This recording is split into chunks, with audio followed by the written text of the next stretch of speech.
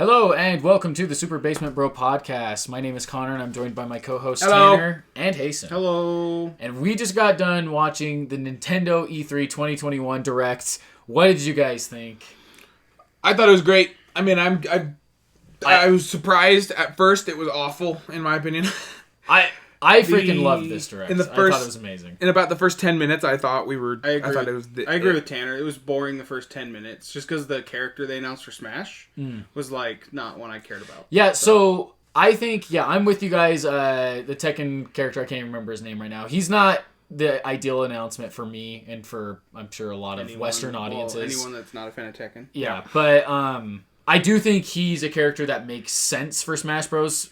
Sakurai is like one of the biggest fighting game fans of all time, and he knows his fighting games. He already has Terry, Street Fighter represented, and King of Fighters, so I think Tekken makes sense. We were overdue for this, and know what's funny? Tanner, I was revisiting our old DLC predictions for And you said Smash Bros. Tekken, and you? Tekken was one of them. Yeah. So we've got two right now. I mean, technically we said Hayachi. Didn't we say Steve? We said Steve and Hayachi. So technically we've gotten two right, which is pretty good. You guys didn't say Banjo? In your prediction? No, we were like, oh, that's not going to They're happen. like, it's not going to happen. It was so out of the world. Yeah, we did. We wanted Which is hilarious. Yeah. It's actually fun to re-listen It came to before Steve. And it's so funny because going back and listening to it, it was actually really funny because you're like, I think Steve is going to happen. And I was like, no, Steve isn't going to happen. Really? Yeah. And then I think you said Banjo, and I said, no, there's no way. Yeah, and we ended up settling on Steve. But at first I was like, Steve's not going to happen. And here we are. Anyway, moving on from that. I mean, like Connor said before the podcast, that as far as a gaming legend goes, I will say, I knew who it was as soon as I saw him. Seen him. I was like, okay, it's the Tekken guy, right? Yeah. And so I guess you're right that it's good we got a Tekken representation in Smash, you know? Isn't there already a couple Tekken people? I think there's an assist trophy. There's a me fighter and an assist trophy, I believe. Okay. So no fighter, actually. So the nice thing is, too, is like, who knows? Ryu and Ken are from Street Fighter. So. Yep. Yeah, and the thing is, too, is like, hopefully now, I mean, we haven't gotten confirmation of a Fighter Pass 3. Who knows if it'll happen? Probably not. I hope it does.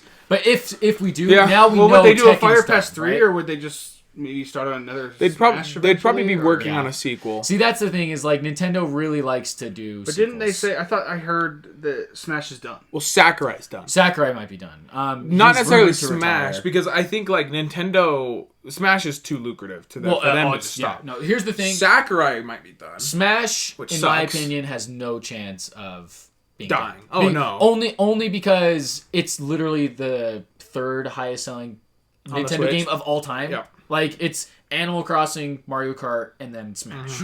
It's And Mario insane. Kart comes with parts of some of the Switches, and then Animal Crossing was huge. Literally, and Nintendo games sell even more than like other company games. Like, they sell like 20 million units and stuff. Like, it's absolutely insane. There's not a chance that Nintendo would just abandon that franchise. Even if Sakurai does retire. I mean, I will say, I've noticed Nintendo has been doubling down more on keeping their games alive for longer. I mean, look at Mario Kart. That's another thing we didn't see, by the way. Mario Kart. But like Mario Kart, Kart, could be more directs this year. Yeah, could be. Connor said that there's almost a guarantee. I mean, if you think about it, the last Smash character didn't get announced. Yeah, so, we can go ahead and talk about that now. So we only got one Smash fighter, which was I keep forgetting his name, Kazuya, Kari, something like that. But the second one, the final Fighter Pass 2 character wasn't revealed, which, in my opinion, I'm happy about. It's good news because that means we have something to look forward to with Smash still. And he's going to be big, potentially bigger. And he's potentially... I think there's a reason they didn't show him because they didn't want... Obviously, they ended the show with Breath of the Wild 2, which is amazing. We'll get to that later. They didn't want to overshadow But they didn't want something... I'm thinking that could be like... Oh my gosh, like if Master Chief... Is it or Crash? It would have destroyed the whole direct. It would have been on the same level as Breath of the Wild 2, and I don't think they wanted to. They wanted Breath of the Wild 2 to be the ending, the big thing. Like, hey, we are working on Breath of the Wild. Here's 2022. Yeah.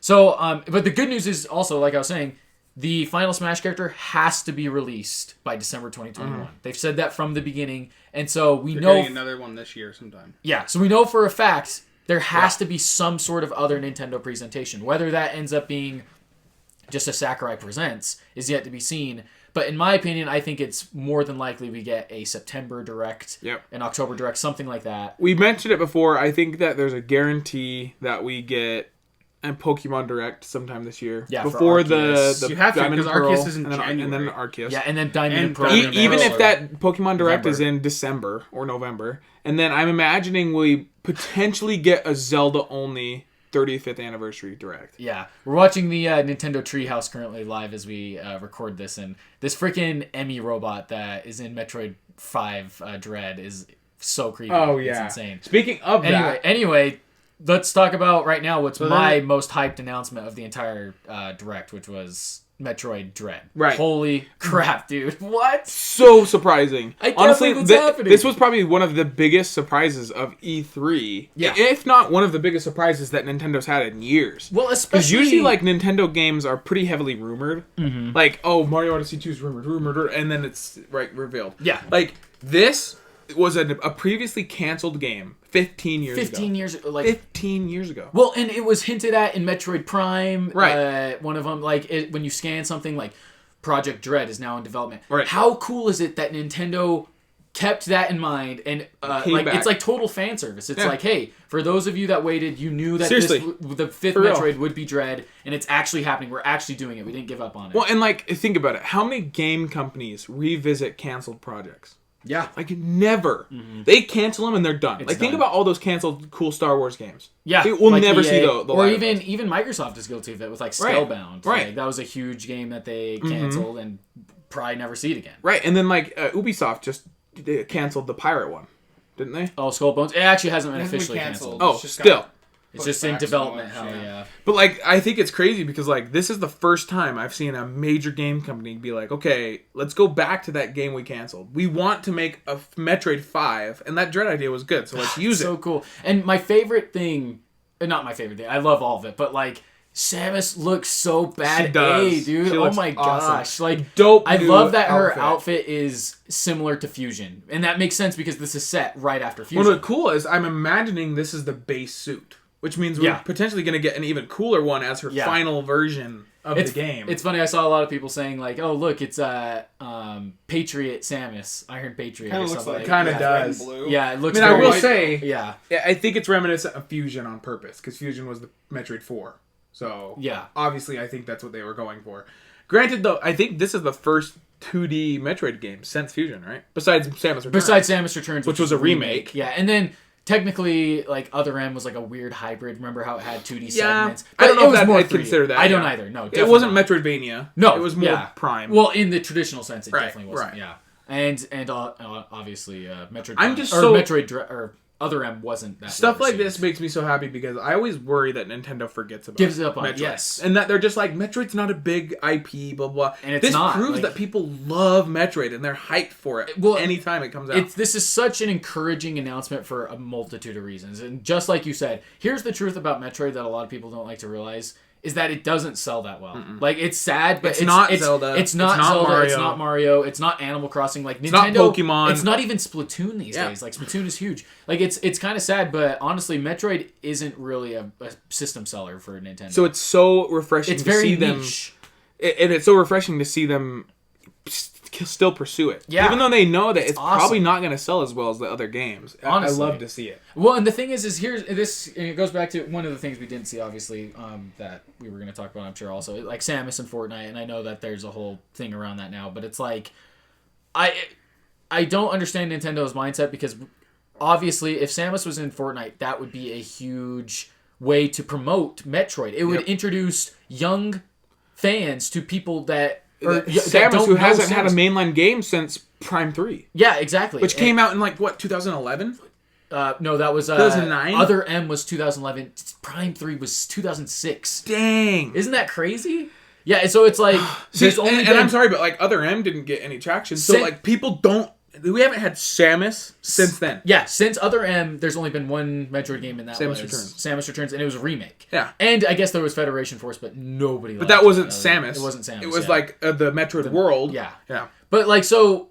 That's the thing is, it could have been a great way to reintroduce people to Samus and younger generations to Samus.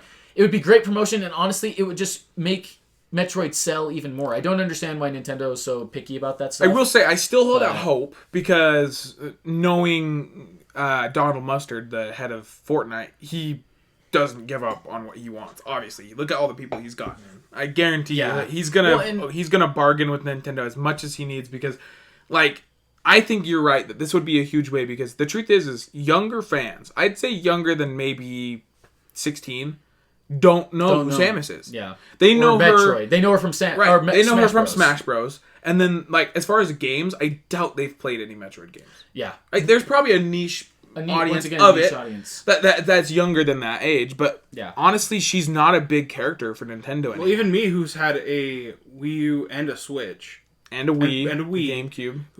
And, like, GameCube was what I grew up on, and I know who Samus is, but, like, I've never played a game. Exactly. Yeah. And that's the game I played is on the DS, and it was like a demo. Prime Hunters. That game was so fun, actually. I remember we used to play the multiplayer, and I loved Prime Hunters. That's crazy, dude. No, yeah, it's crazy. And honestly, like, the thing is I know there's a lot of people, like, a lot of diehard Metroid fans that would be saying stuff like, oh, it'd be cringe if Samus was in Fortnite or something like that. And it's like, I hate that mindset and attitude because it's like, what you don't realize here is this would be nothing but good for the Metroid franchise because it would just make it sell more, which would make Nintendo want to make more games for it. Yep. Like, it's honestly, people have been pointing out, it's honestly amazing that we're getting a Prime 4. Yep. It really is. And we're getting Dread now. Still doing Metroid because stuff? Yeah, they sell good, but it's like, instead of doing that, they could just make another Zelda. They could have the Metroid team make a Zelda or a Mario, and it would sell all in on their other properties that are, Yeah, and it would sell way more. And so the fact that Nintendo's even doing these goes to show they care about their fans, and they would do it even more if it sold more. So Samus in Fortnite would honestly be and like, as far as that argument goes, like, Tomb Raider. So I'm going to credit a YouTuber named Cynical. He did a video on this about Tomb Raider. So Lara Croft came to Fortnite, right? Mm-hmm. And then Tomb Raider was on sale on Steam for like the weekend after the Battle Pass came out. It sold like crazy. It was $7 for like the Lara Croft collection. And it sold like a bunch of copies. I don't even remember. It was like the top charts of Steam for like forever. Mm-hmm. I remember I kept seeing it and I was like, dang, like what the fuck? Why? And then he did a whole video on it where it was like, he did a poll with his followers, and he was like, how did you hear of Lara Croft? And they were like, Fortnite. Right? You can't deny Fortnite's this huge game. So somebody like Samus coming to Fortnite, all those people that play Fortnite are going to be like, who is this? Yeah. I've seen her before. Oh, she's from Smash Bros. Oh, there's a new game coming out? Mm-hmm. I want to try that, right? Yeah. Oh, it's coming out in October. Like, wow. Yeah, exactly. Fortnite's honestly promotion. It's the same way Smash Bros. Is promotion. Mm-hmm. It's like how when Sephiroth... Maybe that's what they're doing, though. Maybe they're waiting till next season, because next season's September, right? So why not launch Samus with alongside Dread? Granted, this season doesn't end until September 24th, so I think, and this season's space themed. 2 weeks before this game comes out. Yeah. That's perfect. They should literally release her like the last week of the season, because this season is in a space theme. It would be perfect to just be like, real Samus. Fast, got some breaking news, which is amazing. Super Monkey Ball Banana Mania, the anniversary edition, which comes with like, it's basically their collector's edition, is only $40. Seriously? That's good. $40. That's awesome. Holy pre-order. What was the date? It's up for pre-order. It's October. We could literally, it'd be like $12 each. That's a great freaking price for it, because we're so used to these companies. Own copy just to play the single player. No, seriously, for real. Well, we're so used to games being $60, especially with Nintendo. Especially greedy companies that can be like, oh, even though these are old games, let's release them $60. Well, and let's be honest, Nintendo is that way. Like, they what's put insane, all their games $60. I can't believe this is only $40. That seems like a mistake. That's going to be more expensive or less expensive than the Game & Watch with Zelda. Yeah. Yeah. That's crazy. Which is crazy. And these games are all remastered. It's not like it's just ports. Mm-hmm. Think about 3D All-Stars. It is an HD port. I think they said 1, 2, and then that third one were remastered, and the rest are just ports. Still, though, it's like, think about Mario 3D All-Stars. Those were all literally just ports. Oh, yeah. 64 wasn't even nothing. In fact, they were straight ports $60 from, like, ROMs. From ROMs, from emulators. Yeah. And it's like, this is actually has... whatchamacallit, like remasters and like HD a team that went in and like actually, and it's only $40. It's $20 less, and it comes with like 6 games. I'm down. That's super. I freaking paid about that. I paid that much for. Well, I paid like $20 for the Super Blitz Banana Blitz or whatever, which was such a disappointment. Brand new one. So I'm like, I'm gonna go back to the good ones. I mean, and that's an announcement that we didn't talk about, which is awesome. I mean, Monkey Ball's huge franchise for us. We grew up on that. Yeah, I don't think a lot of people care about that one, but it is big for us. I mean, specifically us. And for Nintendo, something we literally grew up on. It's like Nintendo announcing like Gauntlet Dark Legacy. Oh my gosh, dude! It's all Gauntlet coming. It's all collection. collection coming together though. The fact that if you would have asked me years ago if Monkey Ball would be getting remasters on Switch and on no way. I'd be like, no. Insane. Like they 1 don't and talk 2, about that. like those are more. I mean, I guess they were big at the time, but it's like honestly, it's more of a niche game series. Well, like Monkey nowadays. Ball as a franchise just had a new one, just barely Blitz. Yeah. And it's not that big of a franchise anyway. Yeah, exactly. And so like, no way they do a whole thing of collection remasters. Well, especially 1 and 2, like the ones that we grew up playing on GameCube and stuff. Like, it's so cool. So, honestly, Gauntlet Dark Legacy Remastered is not off the table. Not off the table. Because we could totally see a Gauntlet collection where they have the original Gauntlet and then it goes up Gauntlet to Dark big Legacy. at its time? Yeah, Gauntlet is huge. The original Gauntlet game is huge. And it's super popular. Because all I know is from Gauntlet Dark Legacy of us playing it, right? Yeah. Because I know like the original Gauntlet, I think it came out on the NES. I'm not too sure. I know it was on one of the old consoles. Well, and it was an arcade game too. And it was literally be an arcade. Huge. Like it was one of the biggest arcade games. And then from there they had like Gauntlet 2, which was like the same, I think. And then like Dark Legacy is just a remake, remake of like the first or second one. Because Dark Legacy is not the original. Mm-hmm. It's not like an original story. It's like a remake. Is it the most well-known one? I don't know. I think the original Gauntlet's probably more well known only because older generations grew up playing it in like the arcade. Dark Legacy like the highest rated? I don't know if Dark Legacy was even popular. I think Dark Legacy has like a super cult following. But yeah, I don't know if it's necessarily the biggest Gauntlet. You know, within the next 5 or 6 years, we're gonna get a Dark Legacy, and we're just gonna that'll be the most hype AF. Imagine like an HD remaster Dark Legacy. Honestly, it's like if Switch. Or like a complete remake. If you put a gun in my head right now and was like, what would be like your biggest dream announcement? I would probably say that only because it's like I wouldn't say Breath of the Wild 3 or Mario, because like those are probably going to happen. Like, anyway. those are already popular. The fact, like, Gauntlet Dark Legacy is so niche that it's like... It might never happen. It's like a 20% chance. Well, like, imagine if they remade it and modernized it to where you ran a little faster, it ran a little smoother, everything was just better, more characters, more levels, more worlds, more bosses. That would be freaking awesome. Like, HD, 3D remastered, it looks really good. I'd be hyped. I mean, I'd buy that. It doesn't matter the price. Maybe under, like, $100. I would buy it. In a second, especially if it was like a full-blown remake. Mm. Like, I would take a remaster. I would take a port, honestly. Just so I didn't play it on the GameCube. Yeah, I'd take a hack. Yeah, well, think about it. Like, this is what I love about the Switch. So I just, real fast, I'm locking in some pre-orders, so if I seem distracted. But, like, the fact that Banana Mania, this new Monkey Ball collection, is only $40, coming to Switch. I'm getting it on Switch, like... right away, because the thing is think about how convenient Switch is. This is why I love things coming to Switch.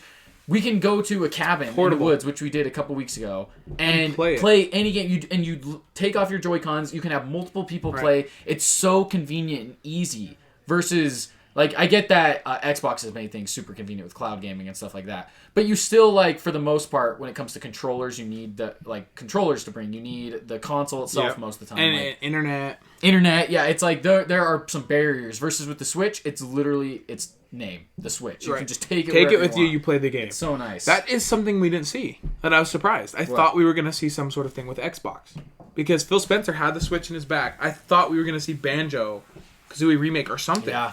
Well, here's the thing, and I don't know. Once again, we can kind of briefly talk about it. Maybe he put it in the back just to screw with it. He probably did. Because like everyone's like, "Oh, you've got all the things in the back," right? And it's like just to prove that he doesn't really care. Yeah, that's the thing though. Is like we can kind of briefly talk about that now. I think there's still a lot of things that could be coming as payoff. Because obviously Nintendo isn't gonna blow their whole load in one direct. And but this is E3. This is E3. This is the time to do it. I agree.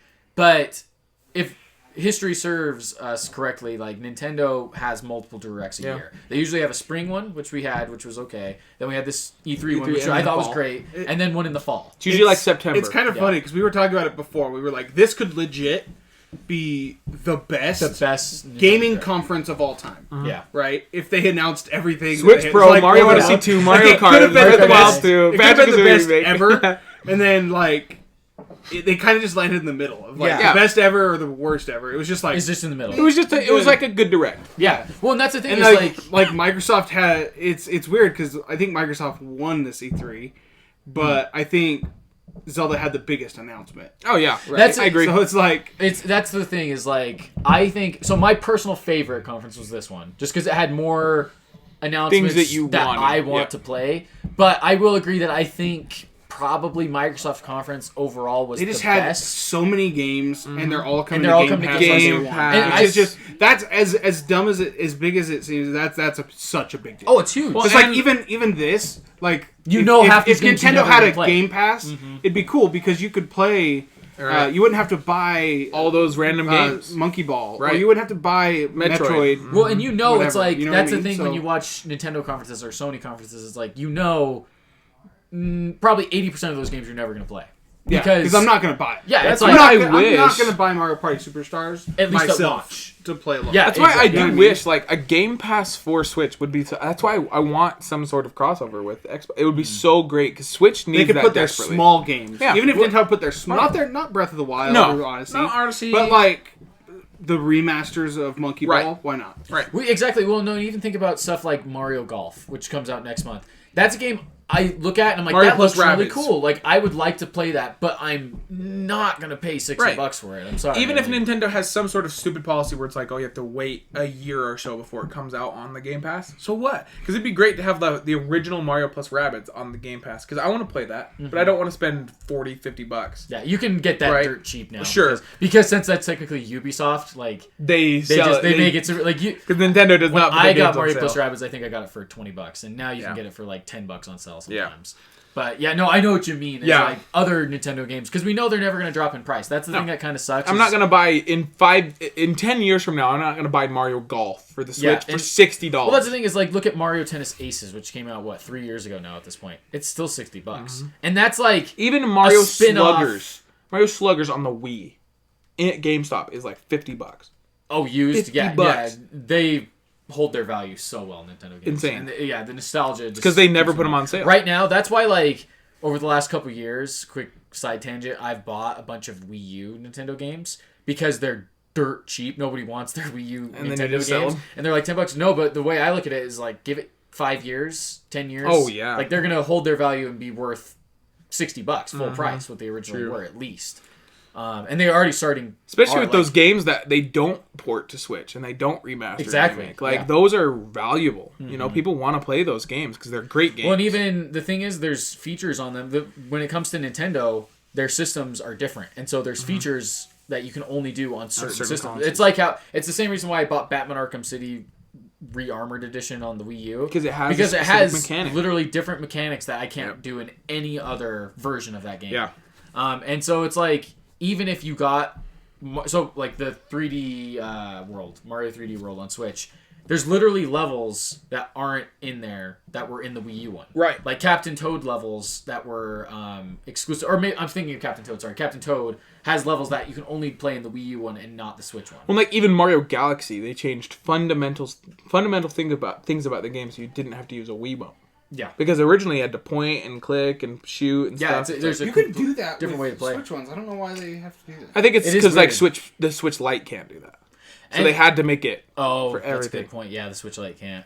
Well, and that's the thing too is even Mario Sunshine originally didn't have like GameCube controller support, which was like what the heck, like. So if I ever wanted to play it with the GameCube controller, I'd have to go back to GameCube. Yep. But then they released it in an update that you could do it with. Which thank goodness. But still, it's like it's little things like that you can only experience the true original way to play it if you have the original copy and system. But anyway, that's a side tangent. Let's get back onto some of these other announcements they had. We talked a little bit about Monkey Ball. I think that's super awesome. It's great to see those games coming back in one collection. Yep. Especially 1 and 2. Those are the best ones. I can't wait to freaking play Monkey... so awesome. What is it? Glide or whatever. Yeah, on the Switch. Target. Oh my gosh. That's one of my favorite mini games. It's going to be so sick. And even the racing and fighting, like... Yep. Honestly, seeing that price point of $40, I'm like, that is a steal. Oh yeah, for all those games, like modern day. I'd pay that much for just the one remastered. Yeah, no, exactly. It could have been one remastered, and it'd be like, oh, cool. Like, sweet, yeah, I'll do it. Yeah, that's a great deal. And then let's talk about what's being shown right now on Treehouse, which is Mario Party Superstars. Real quick, they did mention Prime 4. Yes, that's something that was surprising. I didn't think they were going to do. They did at least mention it. And they just said that he said development is going smoothly or something. Yeah, Nintendo did this twice. Dang, Banana Mania is going to be on Xbox too, and PlayStation 4. The remake. Oh, yeah. Yeah. Dang, I wonder if it'll be Game Pass at some point.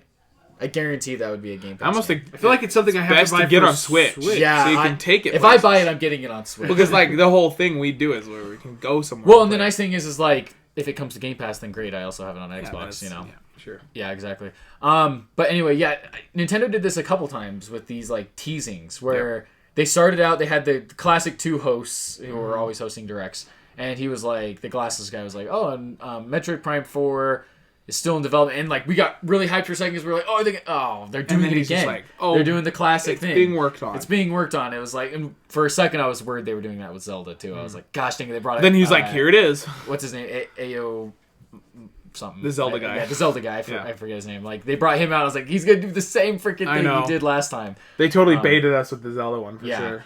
But anyway, so it's good to know that Metroid Prime 4 is still coming along. Yep. Like it's a good to get an update. And now we have 2.5 years. Now we have Metroid 5 to hold us over. Dread. Yeah, and what a surprise announcement to then transition into Metroid 5. I know there had been like rumors that Mercury Steam, the team that made Samus Returns, was working on a new Metroid of some kind. Especially having an announcement like this where it is out of the water and it's coming out this year. This year, dude, that's 4 the months biggest away. thing. That's insane. That's huge for Nintendo because it's like, let's be real, we'll get to it later, but the 2022 release date for Breath of the Wild was a little bit of a bummer. It's a stinger. It's a stinger. It's the equivalent of Starfield. Yeah, from Xbox. and so it's the exact same. That's what I'm saying though. Like 2022 is crazy. You're gonna have stacked. Like if Breath of the Wild's Q4, it's up and against Starfield's Q4. Oh my gosh! Then you have 2 open world games that take probably 300 hours to beat or so. And Game of the Year gonna be tough. Oh my gosh! I think Game of the Year is gonna be between those two. That's gonna be an insane. It's Game of the year. between Starfield. Well, and there's still we still have we don't have God of War 2022. Oh my gosh! Like there's so much in 2022, and we still have E3 2022 where they potentially might announce just like this surprise announcement. Well, and there's going to be a direct probably this fall. Like who knows? 2022 E3 they could come out and be like Prime 4 is coming out this September. Yeah, which would be insane. You know, like well, that's the thing too is I was going to bring up what Hasten just said with like God of War Ragnarok coming out next year. One thing we know that Sony probably wants to release sooner than later is Horizon Forbidden West, which guarantee though they're gonna make sure that comes out not around Breath of the Wild 2. Because if you guys remember, Horizon 1 came out 2 weeks before Breath of the Wild did, and Breath of the Wild totally destroyed the conversation. Really? But everyone was like, "Oh, this game's pretty good," and then Breath of the Wild came out, and nobody was talking about Horizon. Nobody was talking about Horizon anymore. And so, guarantee that like Sony's like, "Frick, we need to stay away from Breath of the Wild 2, so we're gonna get this thing out this fall if it's the last thing we do." Dang. Well, shoot, 2022 is insane actually, because I'm thinking we might also get Avowed. Which means there's going to be Zelda, Avowed, and Starfield, which are like huge RPGs that I'm going to have to dedicate months to on their own. Yeah, we didn't get a chance to talk about this because it came out later. Did you guys see the stuff about like Avowed and a lot of the Xbox games that didn't show up? Besides Everwild's, which... Everwild. Did you see the Easter egg in the Starfield trailer about Hammerfell? Where it's basically confirmed where Elder Scrolls 6 takes place. So there was on the ship for Starfield. They had the map. They had the map of Hammerfell, which is part of Tamriel. Well, it was the Iliac Bay. So it's like the top part of Hammerfell with where the Bretons come from. High Rock. Yeah. And then like the stone gold tower in the middle. White Concord. Well, that's like basically all but confirmed then, right? Well, yeah, because that was originally rumored. It's there, right, but it's not like confirmed, right? Confirmed, it's just and it's like a etching. It's like a really tiny etching on like a Bethesda steel. definitely did it on purpose. It's just in a random spot on the ship too. Like it's not like a a screen. It doesn't look like a logo. It's just like a weird shape. And it's not like on a screen on the spaceship. It's like an etching. Like it was etched into like a steel bar, like tiny. And it like honestly, I love Easter eggs like that. That was rumored. I mean, with the teaser trailer we got, people like dissected it and they're like, "This looks like Hammerfell." And so this is basically confirming it, but we don't know with Bethesda. They might be like, it takes place in Black Marsh. It's like, that's across Tamriel. What the fuck? Anyway, so that was cool. It's all of Tamriel. And then we also got real fast surprise announcement about Everwild. Yeah. Oh, go ahead. Yeah. Everwild completely rebooted. Crazy. This is something they didn't mention, obviously, because this is not something they want to be very public. This came out through some insiders, which is what I was also going to bring up after this. So if you don't know, Rare's new game is Everwild. They said they want to be a 2-game studio with Sea of Thieves and Everwild, and Everwild got announced 2 years ago now, and it just got a soft reboot. So similar to Metroid Prime 4, just like Metroid Prime 4, and from what it sounds like, somebody confirmed it. I think it was Joe Neat, the executive guy on Rare, and he just said its development's really good, and he's really happy with the team now. They got new members of the team, and that it's on a good course to release. Yeah, and apparently they were struggling with finding a way to make combat in the game or something like that, because apparently Rare doesn't want it to have combat. Right. They want it to be something unique where there's no combat, and then there was some pushback being like, oh, you can't make a game without any sort of combat. And so give it a shot, see what they can do. I think it'd be cool. Hey, so who knows what they're going to do at this point. It might be boring. Is that I really do you kind of look at it and you're like, how do you enjoy something video without game combat? Without combat. It's not like Tetris. It depends on what it's trying to be, because Monkey Ball, right? But even there you have Monkey Fight. And you have there's still it's something competitiveness. And stuff. That's the one thing we had never seen about Everwild, which is kind of good. I don't know what the Everwild is supposed to be. That's what I'm saying. No one does. Well, thank F we didn't have gameplay yet, because like I said, Everwild was announced 2 years ago, and since then we haven't gotten gameplay. In fact, last year was the first time we even got a trailer for it. And it was really weird. It was not very obvious what it was. It was just a bunch of random animals and some people. So we didn't see what type of game it was, which is good. Because otherwise people would have gotten attached to it. And now that it's rebooted, that might be all gone. Honestly, I'm totally fine with Everwild being targeted for 2024 now, it sounds like. For multiple reasons. We talked about it. Sea of Thieves will now pretty much guaranteed have a longer lifespan. I assume they don't want to support it still at the same time. Well, if they're going to be a 2... you can support 2 games. Sure, I have heard, I just think it's when you get to, Respawn, where they're trying to support... That's what I'm saying. 7, 8 games at one time. And that's the thing is, my opinion is, at some point, Rare's not going to want to just do Sea of Thieves and Everwild forever. Granted, though, I have seen a lot of companies...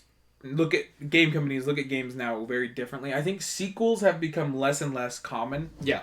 More companies have realized it's too much work to put money into a sequel when you can basically get the same revenue you'd get from a sequel with DLCs and microtransactions, right? Yeah. I mean, yes, people buy a sequel, $60, great, but that's a one-time purchase of $60.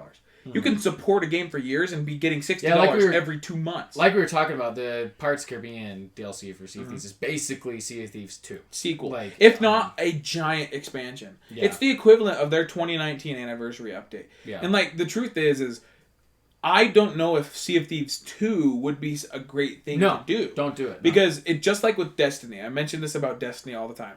Destiny should not have had a sequel. The reason Destiny needed a sequel is because Destiny 1 was an old console thing, but it lost so much content and gear.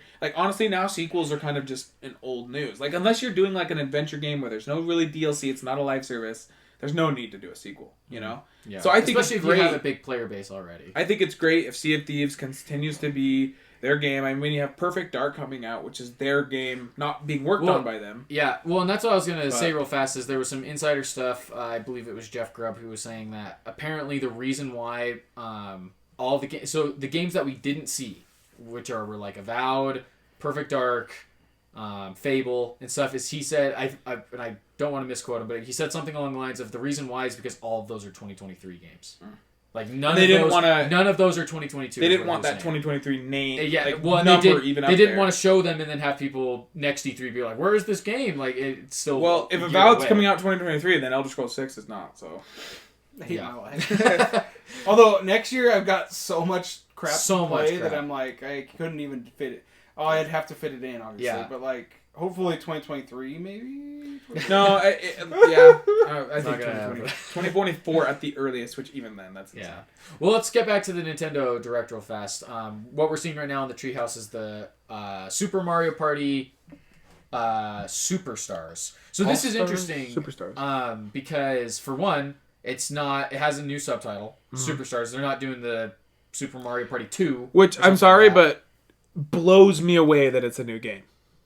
Like, I honestly, this looks just like Super Mario Party. It's the same UI. Everything. Which at a point kind of makes me think, like, that's kind of a weird decision. Mm-hmm. Granted, though, it's because, like... It's Nintendo.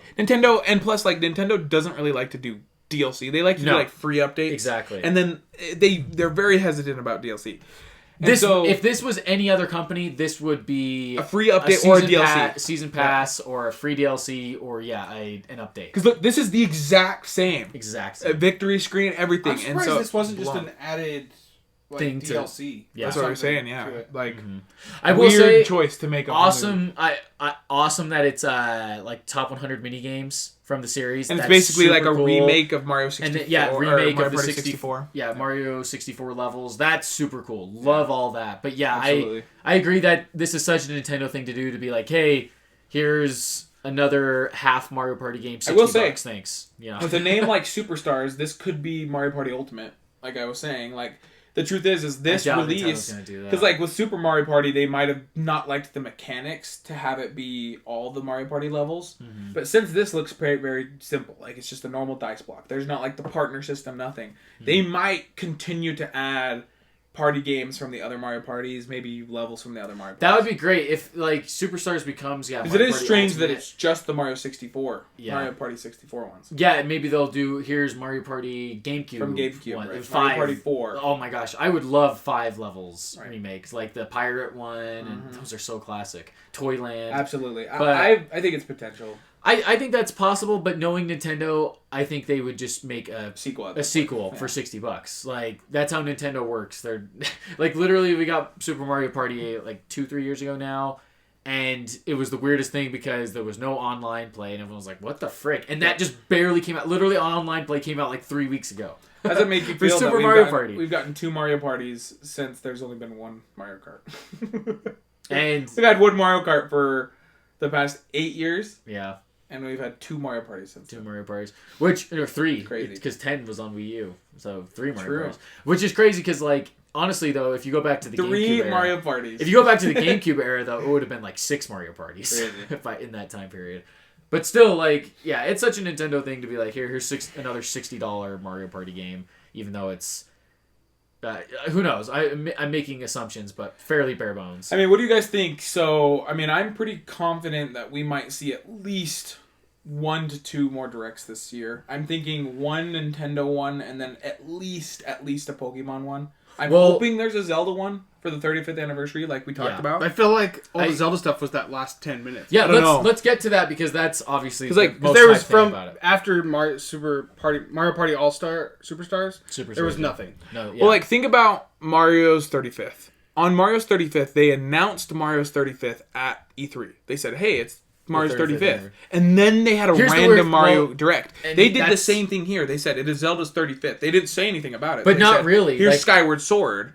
But that's the thing. Which makes me think, okay. Here's Skyward Sword. The difference is Zelda, Game & Watch, and Breath of the Wild 2. True. But once again, they might do a whole Direct where they talk more in depth about Breath of the Wild 2. And then they announce the triple pack. The thing is, for me, it was really weird that there was no... Because, I don't even know if they did say 35th anniversary. Did they say that at all for Zelda? It. I don't think they did. Like I could be wrong, but that's what threw me off the most. Is if they had said like, "Oh, by the way, it's Zelda's 35th anniversary," I'd be like, "Okay, cool. They know about it." I swear it was right before he talked about Skyward Sword. I swear he was like, for Zelda's 35th anniversary. Oh no! Remember he said something. What he said was super weird. Remember because we were like, "What the heck?" He said like other games. Yeah, he was like, "This is how we're celebrating Zelda's 35th anniversary. There's no other Switch games in development or something like that." Well, if that's the case, then yeah, there might not. Which was super weird and. We got to go back and listen to that. We could be misquoting it. We might have misheard it. We were getting hyped for Breath of the Wild 2 and stuff. But, like, that was super weird.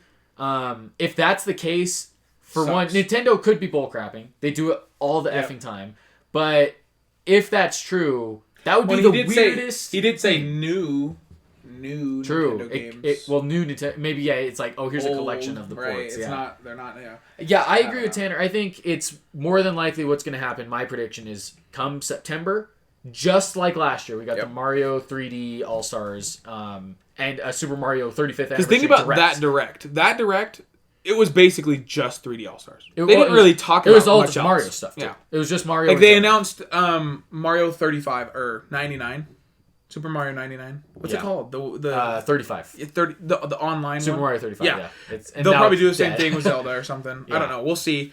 Oh, sorry, go ahead. No, that's all. Oh, I was just gonna say my prediction is come September, something like that, we'll get a Zelda specific direct, and maybe sooner because I feel like September is when they're gonna do the Nintendo Direct if they do one. It could be November though. Sometimes it's November. If a Smash character is announced at a Zelda Direct or a Pokemon Direct, then there's not going to be a normal Nintendo Direct. Yeah. But since we haven't gotten the Smash character, I think that there will be one. I think it's possible that the final Smash character could be a Sakurai Presents. It could be, which would be kind of lame, but it would just and then be he retires after. Or something. He's like, I'm done. Yeah, because I think with it being the final Smash character, I could see it being like this big celebration thing where it's like, here's this Smash specific thing, like Sakurai Presents Direct, the final character. It's basically direct for just Smash Bros. I could see that happening. That way nothing else outshines it, where it's like, oh, here's a Nintendo Direct, and oh my gosh, Master Chief is in Smash, but Breath of the Wild 2 has a new gameplay trailer. Like, I don't think they'd want to overshadow it.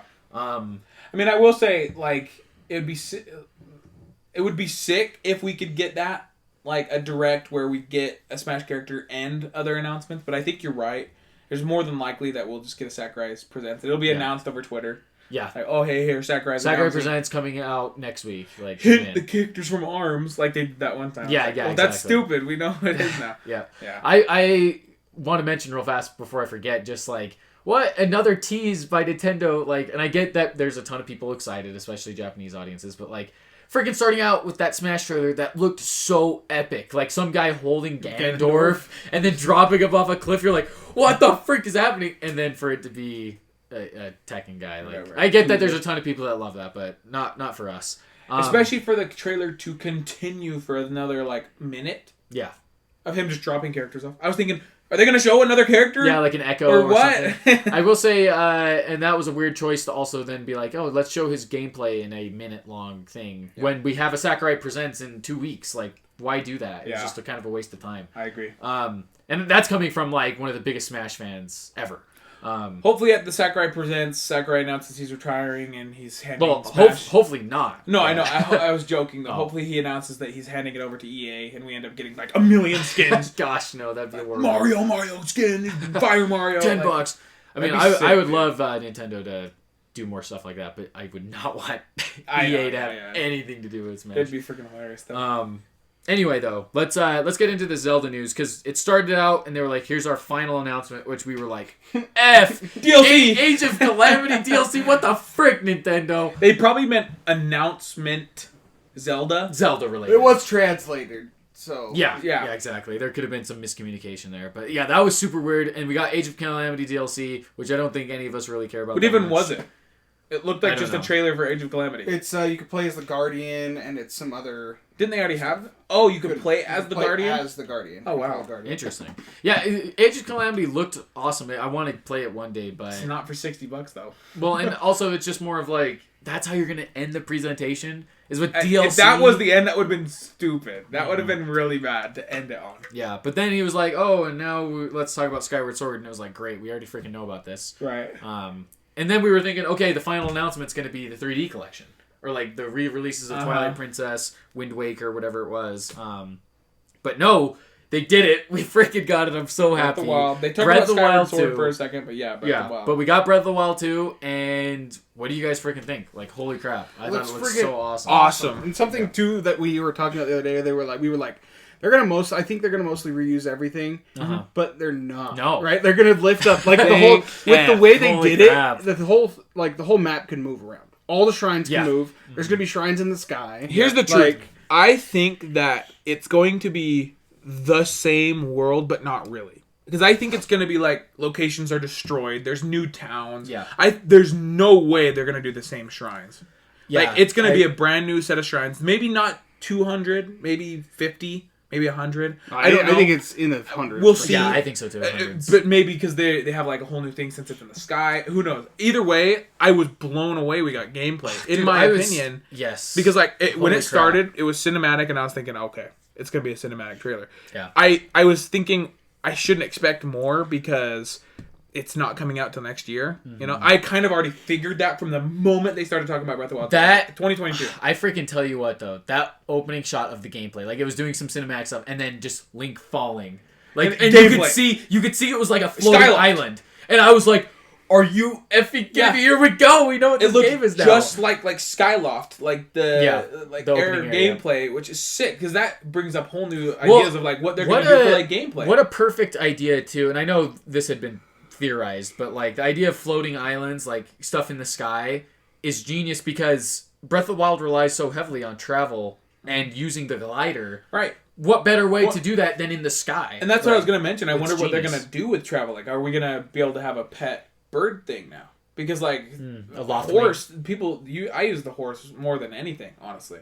Like in Breath of the Wild 2, I was always going, or Breath of the Wild 1, I was always going around on my horse. If you're in the sky, you can't really do that. I never use my horse. Yeah, I love just wandering around same. And like yeah, I did my horse to wander though, so I could go faster. But like, I wonder if we're gonna have like some sort of bird like from Skyloft. Yeah, you can fly around on because there's no way that we're just gonna have to glide from island to island. That's possible. I honestly think that gliding would work just fine, especially unless they have like air drifts. That's the thing is I think from what I could tell from the trailer, it looks like you have Rivali's Gale, which is something you unlock. It was like Hasten pointed out though. It looked like a water ability because like he turned into like liquid and then went through the land. But it was weird because there was multiple times where it looked like he shot up in the air. You know Rivali's Gale where you like. Fly up. In the clip, he like does Rivali's Gale and then like hits the top of a block and then like sinks through it. Yeah, like, I don't know. It's like a brand new ability or something. Yeah, who knows exactly what it'd be, but like you were pointing out earlier, Tanner, it looks like there's something on your arm, like that power we saw from the first trailer, that like green mist. Probably the equivalent of like the new abilities. You know how you can like freeze time and magnet. Yeah. It's probably like a new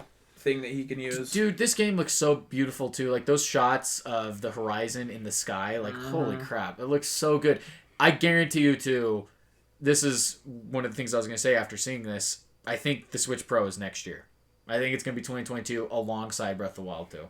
Because the fact that they didn't announce the Switch Pro in the weeks leading up to E3 and they didn't announce it today, I really don't see it. Are we that the Switch Pro exists, though? Oh, I'm certain it exists. It's a matter of like when it comes out. I don't know, though. At this point, I'm almost thinking maybe they are not going to do that. It's so weird. Maybe they'll do like a new Switch because their games can't run these third-party games. Right. They want to try. Well, what I'm thinking, looking at most they'll do. The Doom stuff looks horrible. Like, Doom is a gorgeous game. It runs at 4K, 60, even like 20 frames. The fact that they can even put it on Switch is insane. Guardians of the Galaxy is also being ported to Switch. Crazy, but yeah, even that looked awful. Oh, what the heck? That was a weird announcement. Yeah, Guardians of the Galaxy on Switch. I think the most they'll do is like a new Nintendo Switch, kind of like they did with the new 3DS, and all it'll be is like the screen will be the same size. It'll just be a better quality screen. It'll be like 1080p, and then maybe we'll have more power, like more storage, more battery life. It'll just be basically like an improved Switch. It won't be a Pro necessarily. I think they're going to try to stray away from making a Pro because then nobody's going to buy a normal Switch. Because who's going to buy a normal Switch when there's the Switch? I think it'll phase it out. I think what's going to happen is they'll phase out the old Switch and make Pro the new base model, essentially. Similar to what they did with the new... Like, there's already been a Switch revision with the better battery life. Right. And that's just the natural. But that's like an unknown. You don't really know. True, but like it's basically. That's why I think this will be the same way as like I don't know how the Series X and Series S, like unbeknownst to like just common consumers, they don't really understand. Like it's just now the new Xbox. Right. Like they don't really get. It's like this is just the new Xbox. They don't think about the difference. It's the same as the Xbox, the original Xbox One. To the Xbox One S. Yes, that's the upgrade. I think it'll be more like... And it just becomes the more base... It's the base model. I think it'll be more like the Nintendo 3DS to the new 3DS. Where they added Amiibo support and the screen is slightly better. I literally think that's going to be it. I don't think we're going to get a Switch Pro. Because like Switch's whole thing is being compatible with anything, being portable, being battery... like. capacity heavy to where you can actually take it places. They make a Pro, it's gonna be so energy intensive. It's the thing if is, it's like 4K, it does all these great games. You could make the Switch bigger. Yeah. Right? True. You could make the screen bigger. You could make the battery bigger. That would be so much more uncomfortable. Heavier, the normal Switch really. Alone right now, like, I love the Switch Lite. It's a perfect ergonomic shape. But once I start using the normal Switch like this, it gets too big. A Switch Pro, it's going to be the equivalent of like a Wii U gamepad. I want it to be a 10-inch The thing is, honestly, I think you make it... Obviously, they wouldn't do this, but iPad-size screen, right? Think about that, and just with the grips, like, if you have the grips that me and Hasten have on the bottom of our Joy-Cons... Yeah. It isn't that big. It feels like I'm holding a controller with a screen in the middle. Yeah, exactly. Like, I think something like that works. I think a Switch Pro for sure exists. My biggest question now is just when it comes out. I don't think it comes out this year anymore. But they said, they mentioned it. They said the Switch is 5 years into its life cycle. Yeah. And they said it a while ago that they think it's only about halfway through its life cycle right now. Mm-hmm. So you think it probably has about 5 more years. Do you think they're going to announce a Switch Pro for the last 5 years? Because they'd have to announce it next year. They would have to. If it's not announced next year, it's not happening. Yeah, I agree. They're not going to announce it when the Switch only has 3 more years of its life cycle. It's so weird because, and Nintendo always surprises us, so who the frick knows? But I really don't see the Switch really going away. Like we're at this weird point with Nintendo where I feel like they've developed the perfect system. But remember, we thought but they're going to make the Switch, but with a big screen. Here's the problem. What I mean. It's 4K. I think they're just going to make it more powerful. That is the one thing that we are constantly thinking, though. Because, like, remember when the Xbox One came out? Me and you said, we're like, they will never get better at this. I think this is the last console. Well, we didn't say that. We were playing Rise Son of Rome, and we were like, I don't think they're going to make a new console. They're just going to make better versions of the Xbox One. Well, yeah, and I mean, to be fair... Eventually they do. That's kind of what they I think with the Switch, eventually they're going to make a new Switch. It's like the same idea, but it's not the Switch anymore, right? Well, yeah, but the thing is it's Nintendo's kind of like the Xbox Series X is not the one. This is a whole kind of other tangent because Nintendo's in a weird place though, where it's like they don't want to do what they did to Wii U, right? That was an upgrade. Technically, it was an HD upgrade, and it had new games like. But it was all about marketing. It confused the audiences though, because they were like, "What the heck? It's a Wii add-on." Right. So it's like if they make a new generation of Nintendo, they're at risk if they call it Switch something. Nintendo Switch, blah, blah, blah. Because it's like, oh, people would just be like, oh, it's just an add-on to the Switch? Well, that's why I don't think they're going to do a Pro. Because, like, I think they're trying to stray away from having a basically whole new console. Because, like, the truth is knowing Nintendo, if they do a Pro, they're going to have exclusive games for the Pro. Which is going to suck. But that's the only way they can run. Is on the Pro. They're not going to be able to run on the that's the thing consoles. Is, I think if there is a Pro Switch, which I pretty much am 100% thinking there is, like, I don't think Nintendo will make games exclusive unless they're third party. That's what I'm saying, though. Because, like, think about first party Nintendo games, I don't Doom think Eternal would be only on the Pro. Because, like, Doom Eternal looks awful, right? But Doom Eternal came out last year. A game that comes out 2 years from now is not going to be able to run on the Switch. It is impossible. Even now, you think Cyberpunk... Well, PS5 and Series X... Do you think they could even... Do you think they could port Cyberpunk to the Switch and even drop it down? No, they would drop it down so much that it wouldn't even be Cyberpunk. Honestly, the fact that they got Witcher 3 on there, I think they could. It would just granted, Witcher 3 came out 2016, right? Yeah, it is older. 2015, yeah. It's an older game. Still, though, like that's still an impressive feat. What I mean is like, but like a brand new AAA game, the equivalent of Cyberpunk, could never be on the Switch. I'm saying PS5, Series X games, no, at this rate. And so that's why I think eventually Nintendo does want those games on their console. And the normal Switch will not be able to handle that. So they're going to have to make... the argument for the Pro, though. That's what I'm saying. That's right. But it will be a whole new console at that point. That's why I don't think it'll be the Switch Pro. Because Nintendo doesn't want to do that again. Because they did that with Wii U. So I think it'll be literally called something different. It won't be called the Switch. It'll be called the blank. I think a Pro exists only because Nintendo, if you look at their history, they're notorious for doing this with their handheld system specifically. And technically, the Switch is a handheld console hybrid. So I think it's possible, because if you look at the 3DS, there's literally 50 versions of the 3DS. The 3DS XL, the 3DS 2DS, or the 2DS, the 2DS XL. The new 3DS. The new 3DS, yeah, it's ridiculous how many there are. To where I think we have the Switch Lite, which is a downgrade. There has to be an upgrade, too. I think it'll be some sort of Switch. But in my opinion, I think what they'll do is just the slight upgrades to the current Switch right now. Like they did the new battery life. Maybe next year they'll be like, hey, so the current Switch is getting a 1080p screen. And it's the same price as the old Switch. You can just buy it now. My question and then a year or two later, they'll be like, hey, brand new console, basically the Switch, but we're not going to call it Switch so we don't get the same backlash that the Wii U did. Well, my question is to you guys, with what we saw at Breath of the Wild 2, do you think... Oh, know what I just realized? They didn't say a title, right? It probably is just Breath of the Wild 2. But did it say that? I don't even remember now. But he did call it Breath of the Wild 2. He said, now take a look at the sequel to Breath of the Wild. Well, yeah, the sequel to Breath of the Wild. That's not saying Breath of the Wild 2. So, have they still not said a title? Like, I was so hyped by the trailer, I didn't pay attention to what the title card said at the end. Did it say Breath of the Wild?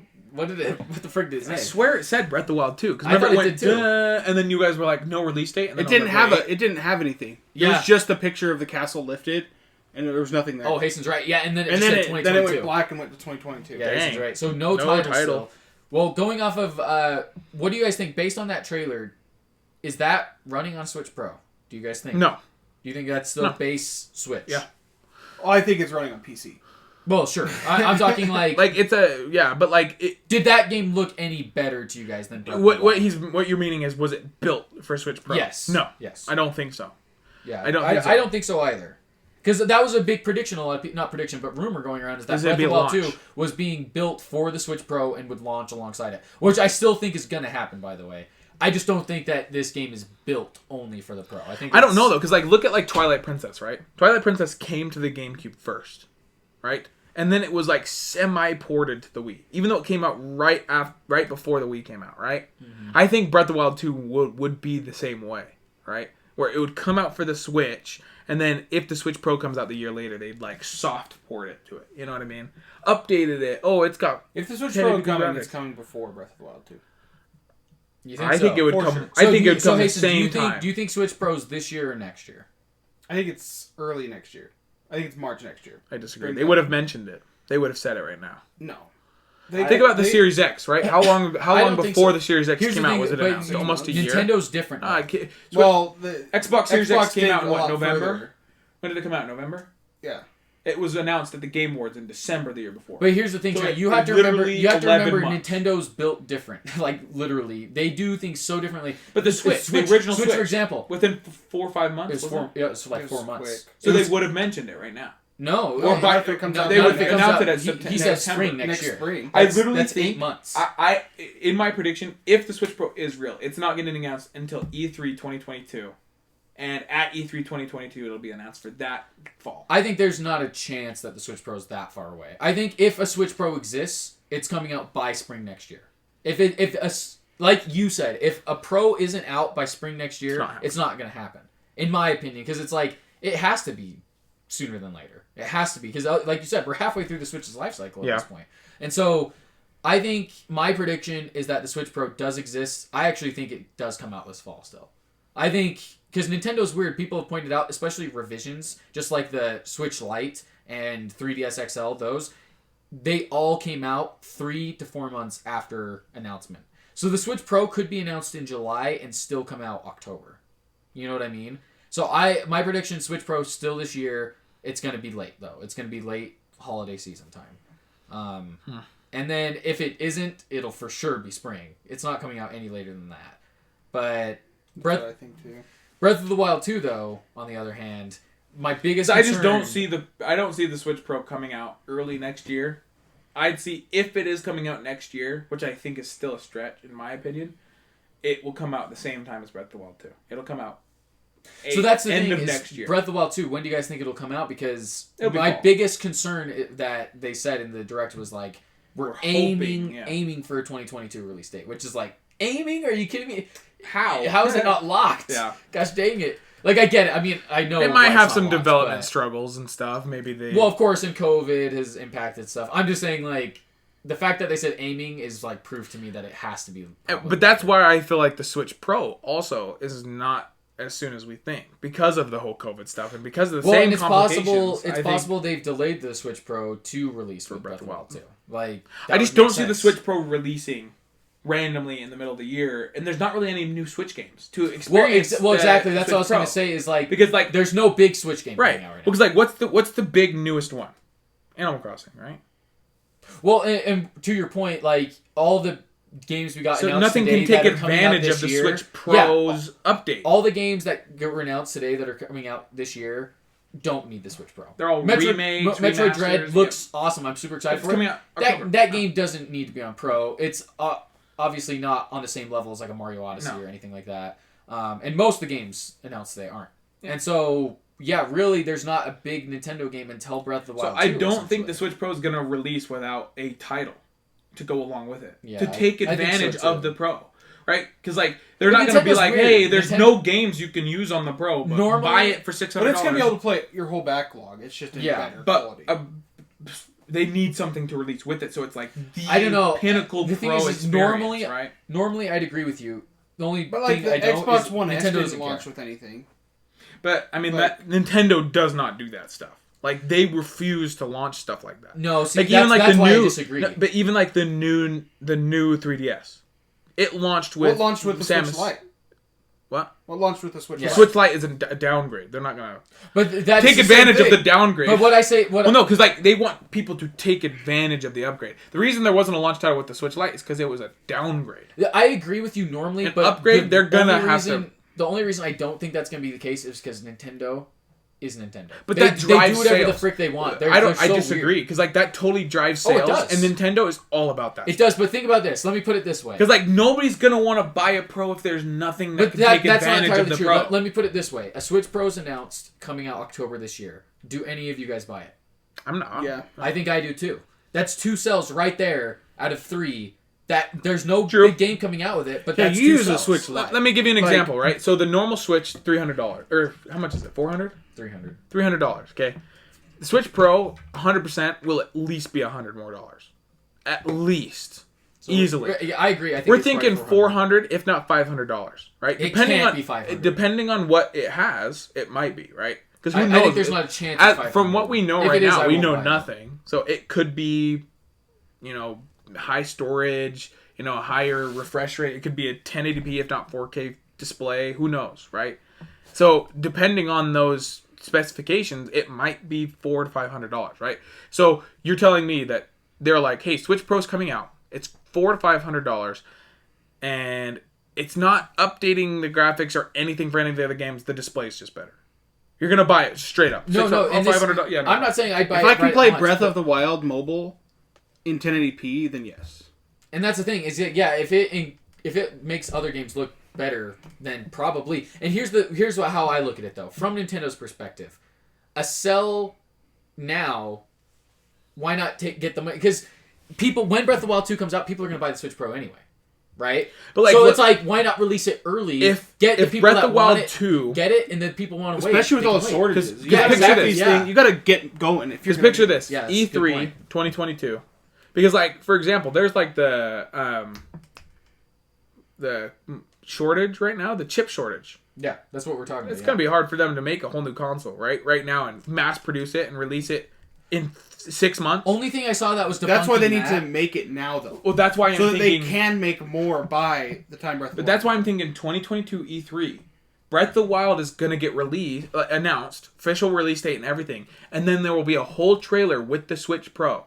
And for the Switch Pro, they will show gameplay of Breath of the Wild 2, and they'll say updated graphics, faster refresh rate, faster 30, 40 FPS compared to whatever it is now. I think it's 20. Honestly, I think we are all going to be shocked, and I'm willing to bet that the Pro is announced in like 2 weeks. No. I think it's going to be so weird. Nintendo is so weird. I would not be surprised at all. Literally, honestly, it would not shock me if tomorrow morning we wake up and they announce the Pro. Outside of the Direct. Nintendo does shoes like that all the time, though. They're not weird. With the Pro. Because the thing is, the Pro is so hyped now. How many times has it been rumored this year? The Switch, 80? The Switch alone. Think about the Switch. It wasn't even announced in a Direct. It literally was that. It was in October 2016. They were just like, we woke up one morning, it's like, remember it was originally called Project X or something like that? And then they're like, Project X is real, it's the Nintendo Switch, here's a trailer. And it was like, what the frick? They just announced it out of the blue. Like, Nintendo is so weird. They're completely different than Microsoft and Sony. True. Like, Microsoft and Sony, we see when things are coming. It's like, oh, it's going to get announced at this event. Or they'll say it. They'll be like, hey, this is getting announced at this event. I don't know if Nintendo does that anymore, though. Because, like, now they'll do directs. They'll do a direct, right? They might do a direct and announce it. But they had directs then, too. Why didn't they announce the original Switch? But now it's just different. I feel like now it's like, they're all about directs. I think the way Nintendo looks at directs is a way to, pun intended, directly tell you about their games. I don't think they look at it as a way to tell you about their consoles necessarily. I think for them, that's just like they'll announce that on Twitter. To them, that's a business transaction versus telling you about their games. It's like, hey, let us show you. Their directs are almost a way to show off and be like, look at what we're working on versus announcing a console is kind of like a business transaction. I don't know. I just feel like this is something they would have already mentioned. If it's coming out in 2 weeks, it would have been hinted at. It would have been way more heavily rumored. The fact is like, it was so heavily hinted that it was going to be revealed at E3. Now that it's not, I don't think it's this year at all. There's no way. They're not going to miss out on E3 to announce their big new console and be like, oh, well, let's cut half of our audience. Because like most of us are going to see it on E3. Let's cut half of them who don't have Twitter and let's just announce it over Twitter. Switch Pro, randomly announced. I don't think they're going to do that. Right? They would have just done it at E3 at that point. That's why I don't think it's this year. I think there's no chance it's this year. I think it's still like I'd say it's likely. Even a 50% chance it's early next year. I think it's most likely end of next year if it's even happening. If a Switch Pro exists, my opinion is 100% it has to be out before May next year. If not, like it doesn't exist. I think it'll be this year. I think so too. I think it'll be. There's too many rumors this year. Like that's the thing too. Is I know everything. I know, but the difference is it's not just rumors. It's literally Jason Sharp. It's leaks. It's people being like, "Hey, this is happening. Like it exists." We basically, it's all like Jason Schreier knows that it's just an updated Switch. Well, of course, and that's the point. Which could mean, like I said, just a Switch that they literally are like, not a big deal. They're like, hey, so this is branded as the new Nintendo Switch, and the only difference is it has a 1080p screen. But that's still an upgrade. That's what we're saying. Well, though, true, but like, that's why like I think it could happen. Pro. That's not a whole new announcement, right? No, that wouldn't be really a big thing. That'd be the equivalent. I think it would be the new battery life. Well, no, and I agree with you that it wouldn't necessarily be like, oh, here's the next generation of Switch gaming, but it's still something that would be a big deal to Nintendo fans. Like, I'm not saying it would be like oh my gosh, it's the new Nintendo system. I think it'd be the difference between the Xbox One that comes with 50 gigs and the Xbox One that comes with a terabyte. It's like the difference with that. I don't know. I think it would be more. It wouldn't be a jump of like the Xbox Series S to the Xbox Series X. No, I agree with Hasten that it's very big difference. Motherboard was different. I agree with Hasten that it's different. Everything. No, I agree with Hasten that it's Xbox One to Xbox One S. That would be the difference, and that's still pretty good. Like that's a pretty. I just think that the credible rumors are just that they know that it is an updated Switch, which means really nothing though, because that's what the battery life update was. It was an updated Switch. That was nothing. But the battery life update was almost nothing. But it's considered an updated Switch. But not really. It's not branded. That's the difference. Is that was just it just replaced the base. The only reason they would brand this one is because it's a new screen, and so they would brand it as the new. I'm literally willing to bet like $5 that if this thing exists, it's 100% branded as something different.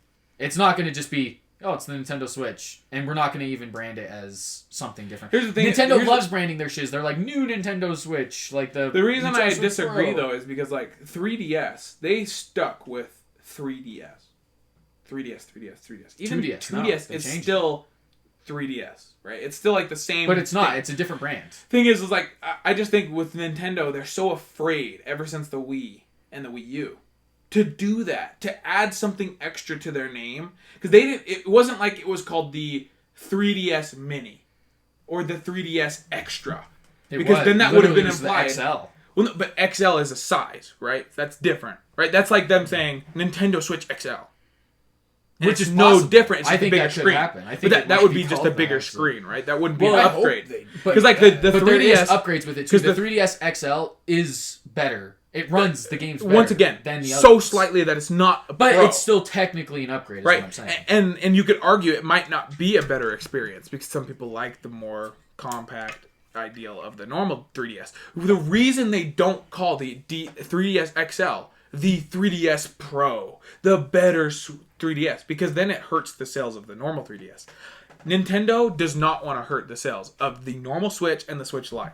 I don't think they're going to brand it as the Switch Pro, the Switch Upgrade. Here's the thing. Updated they don't Switch. care about if they hurt the Switch Lite sales. Yeah. I think because they do. They're making more money off the Switch Pro. Would they, though? Because if it's going to be more they're making $200 more. I don't think they will. Because look, the reason why the Switch Lite is so popular is because of its price tag. If the Switch Pro is announced and it is $400, it's not more popular. You realize a Switch Pro would... a Switch Lite is the least popular. But you realize the Switch Pro would be the same price as a PS5 digital edition. A PS5. I agree with you that that's it would hurt barrier the sales. of entry, but I don't think it hurts. But it's Nintendo knows. Nintendo knows that they're appealing to a niche audience that wants that. I just think, look, the Switch is so popular, and I don't think what they're gonna do is be like, hey, there is the best version of the Switch. So screw the other two. There's the best version of the Switch. If you don't have this one, you're getting a bad. What you're not understanding though is it's literally no different than any of the upgrades we've gotten with other consoles, and they've done it a million times. With the 3DS. Nintendo's not that way.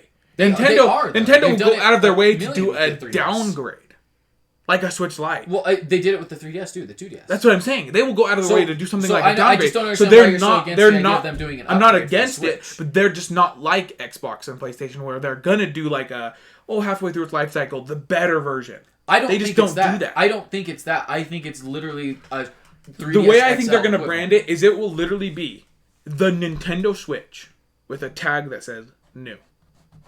Well, sure. Just like the 3DS. That's the rumor. And it'll be literally the 3DS. Because like with the 3DS versus the new 3DS, all they added was a slightly bigger screen and better refresh rate, and it had amiibo support. That was literally the only differences. I think that's what the new Nintendo Switch will be. What you have to realize is that's worth it to some. And you have to look at it from the perspective of somebody who doesn't have a Switch yet. They go, I could get the Switch for $300, or I could get this XL better version. But that's not who they're making it for. Well, people they're making it for is people like you. No, they're making it for those people and people like me. I disagree. I think the Pro's whole purpose will be for people like you who want a Pro experience. Oh, I agree. But it's also for newcomers. For newcomers, they're trying to brand the normal Switch or the Switch Lite. 100%. I'm telling you because that once again, I think the price tag the regular alone, Switch will be phased out. A new gamer is not going to look at a console and be like, okay, for $400, I can get the PS5 digital edition, or I can spend $300 and get the Series S. Or I could spend $400 and get the Switch Pro when the other Switches are I disagree. less. I disagree because Nintendo's Nintendo. There's people that literally only want to play Animal Crossing. Okay, they can't play that unless they have a Switch. If somebody who never had a DS, would you go and recommend them the new 3DS XL? To be like, get the $300 version of it. And they're like, wait, the 2DS is $80. Like, you bought Alexa a 2DS. I bought my girlfriend a 2DS. I'm not going to buy my girlfriend the best Nintendo 3DS they have. I agree with you. Because she might not like it. I know, I agree with you. So a new Switch player is not going to buy the Switch Pro. I know, we're jumping around here. We're getting into the weeds where this doesn't even matter. But the way I look at it is it's an option. Like Hasten said. Yeah. They're not selling it to those people. They're selling it, like you said, to the hardcore gamers or to people that, in my opinion, that maybe don't have a Switch, that maybe have wanted one, like hardcore, because there are hardcore gamers that don't have a Switch. Well, and that's why I think that it's not going to be as big of an upgrade as people think, though. It's not going to be a jump like an Xbox One to Xbox One S or an Xbox One to Xbox One X, right? It's going to be just a slight upgrade. In fact, such a slight upgrade that they're going to barely brand it with the tag new. That's the same reason they did that with the 3DS, because they didn't want to brand the 3DS new as a better Switch, the best version. They were just simply like, okay, let's not hurt the rest of the sales of the 2DS and the normal 3DS, so let's just put a new tag. That way people know it's the newest version, but it's not better, right? I mean, maybe. That's why it'll be the new Switch with just a better screen. I literally think that's the extent of it. Well, and the next big upgrade will be the new console. And it'll be essentially the Switch, but they're not going to do the same thing with the Wii U, and it's going to be a whole new name. It's yet to be seen. If there's anything I've learned with Nintendo, it's never what you expect. And you can never predict what they do. You can never predict. So everything we're saying is mute anyways, because it's all going to change on a dime. For all we know, they already announced it right now. Yeah, it's exactly. That's what I mean. That's why I said I wouldn't be surprised if tomorrow morning we wake up and it's announced. I guess you're right. Like Nintendo is very unpredictable. Like who would have predicted Metroid Prime or Metroid 5 Dread? Being released, announced right now. Well, and releasing this year, and just Nintendo is the king of the unexpected. Mm-hmm. And it's the same with the Smash reveals. It's like you said last time we did. It's like guarantee you it's going to be something no one was expecting, and probably someone we don't want. Right. And it's like, it was. It was. Yeah. And then, so, we can make all the predictions we want, but they're going to do what they want to do at the end of the day. Yeah. But Breath of the Wild 2, I am so freaking excited for. Yep. I think it looks so good. I love the idea of traveling from island to island in the sky. It reminds me of Skyloft, like you were saying. I loved the abilities we saw. Link has, like, a new look. Like, he looked like a barbarian, kind of. Is this the first sequel we've ever gotten to a Zelda game? A direct sequel? Besides Majora's Mask. That's the only one, I think. It's crazy. Yeah. It's nuts. And I think they'll probably leave Breath in the title. That's my prediction. I agree. Legend of Zelda Breath of purely for marketing. The Sky. Breath of the Sky, or something like that. Yeah, I agree. Especially because... it'll drive sales. People see and... Breath of the Wild... They're gonna be like, yeah, I don't think they'll do Breath of the Wild 2. Well, sure, I don't think of the Wild, but like they'll see that and be like, I'm just saying, I don't think they'll do Breath of the Wild 2 only because they haven't done anything like that. I think people seeing just Zelda wouldn't be enough for them. They'd have to see that Breath of the... Yeah, they'd be like, oh, it's the open world one. That's that one. I loved that one. It'd get gamers like Hasten that their first experience was Breath of the Wild for Zelda. Right. And be like, oh, I want... Because like, if somebody like Hasten wasn't into E3, like he didn't watch announcements, and all of a sudden he went to the store and it said, oh, Zelda Sky Adventure. He'd be like, oh, I liked Breath of the Wild, but this one looks weird. Well, he'd be like... But if it was called Breath of the Sky... it'd be like equivalent to like the Link's Awakening game. It's like... Right. I loved Link's Awakening, but it's nothing like Breath of the Wild, obviously. Like, and people that liked Breath of the Wild probably wouldn't like Link's Awakening in the same way. Mm-hmm. But yeah, I can't wait for that game. I think the setting they chose. I liked how there was the shot too where he like used the magnesis on those things falling, and then like it seems like you can duplicate it and then like hit it back toward him. I gotta watch the. Well, because it was like a spike ball, and he like froze it, and then magnetized it, and like duplicated it. Like one thing you were talking about was you thought for a second that maybe it was Zelda that was being played as, but I'm pretty sure it's Link. I think we would have heard at this point if it was Zelda, but I think it's funny because once again it looked like right at the beginning in the cinematic she fell. We're gonna be saving her. It's like here we go again. Is it seriously gonna be? I hope the opposite. Again? I really hope. Of course not. It is. I do hope the opposite though, because like come on, I feel like that's what Zelda is. It's Link saving Zelda from Ganondorf. Yeah, and then it's Mario saving Peach from. So that's what they do. But that's why I hope it's different. Goodness. I hope it's different because like you think about Mario 3D Land, right? It was the first one we weren't saving Peach. Even Mario Odyssey, we saved Peach about halfway through, at the end, and then she's on her own, right? The main campaign though, no, you're saving her the entire time. I hope that they do that with this game, where Zelda is not what we're chasing. What we're trying to do is like save Hyrule, and we're trying to stop Ganon, just in general, not trying to save Zelda. It would be sick if Zelda was like your partner, right? Even if she's not playable, even if she runs alongside you, or she's a vendor or something, NPC, it'd be so much cooler because it is getting that old, Zelda's lost the way again. Gotta help her. My question is, so do you guys think it's Ganondorf? Oh yeah, because like. I mean, that's what we thought in that first trailer. I hope it's not the... I hope the Calamity stuff ends... Me too. And it's... Ganondorf. I want it to be Ganondorf. Yeah, me too. I agree. Because, it's definitely Ganon's energy, which it's some form of Ganon. Well, it's weird, though, because, like, obviously, if you beat Breath of the Wild, spoilers, like, you put an end to that. So it's like... From what we think. But it looks like from that first cinematic trailer... it just keeps loading back in. Going. Yeah, like, beat him a million times. From what it looks from that cinematic trailer we got 2 years ago, there's like Ganon's dead body, which still had some energy in it or something, like in the crypt or something. It's where honestly, I mean, I think that'd be great. I love Ganondorf, but I think it would be cool to get a new villain. Original villain. I doubt it. I doubt it just because like you think about Mario, they've never swayed from Bowser. Yeah, and Zelda's the same way.